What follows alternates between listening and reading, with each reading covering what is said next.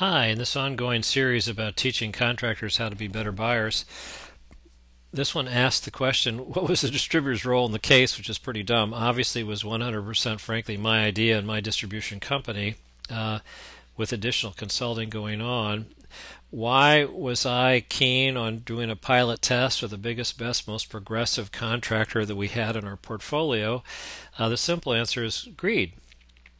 It turns out that if I'm getting the lion's share of a contractor's business, I want him to grow and grow profitably. If he doesn't grow profitably, he won't have the money to put back in the business to pay. They'll have the working capital to pay his bigger bills on time. So I just want him to buy more from me and pay his bills on time. But to be enlightened, I've got to help him, move his business on.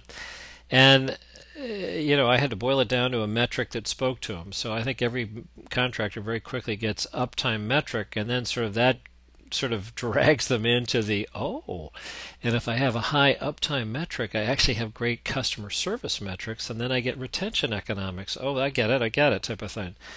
And their reason was we had worked hard as a distribution company to define the service value equation. We called it the Big Eight of service excellence, and it had gotten very high consistent levels, even guaranteed levels on a number of these elements. And we were trying to convince contractors that sure, we got last look at a little bit more and it was still a value because we were lowering their total procurement cost, improving their uptime, and they just couldn't see past, yeah, but your price is higher than somebody else. So how do we get them all focused on getting richer themselves and realize they can't do it without service excellence from the distributor? Now, the question of how did we do it? We went out and found the best guys we could, and we asked them questions about what do you do for downstream fishbone diagram practices to improve uptime.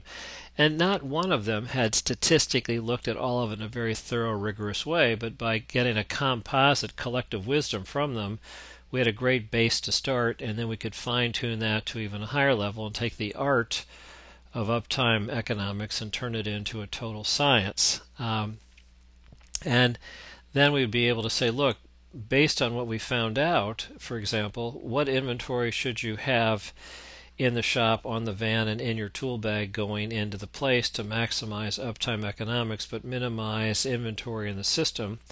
We had a good fix. Now, every contractor is going to have a different mix of business. They can actually go after different kinds of niches of customers, have different core customers that chew up different kinds of volumes of stuff. But we certainly had a basic template to work from.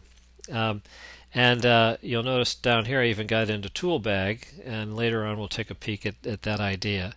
So those are the points on why a distributor has a vested interest in going out and helping. Certainly, they're better customers who call them first for everything, saying, let's take this to the next level. Thank you.